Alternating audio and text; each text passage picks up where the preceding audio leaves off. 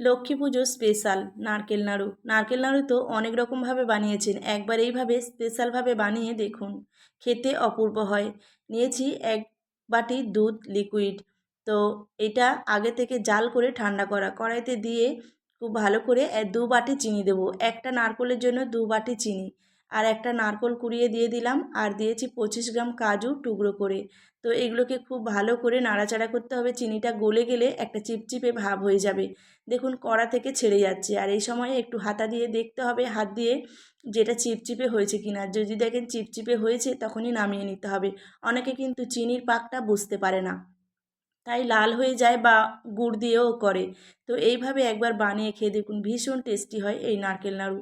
খুব স্পেশালভাবে মা লক্ষ্মীকে একটু ভোগে নিবেদন করুন।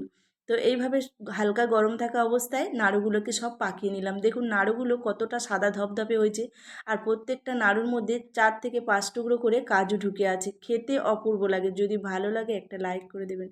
ধন্যবাদ।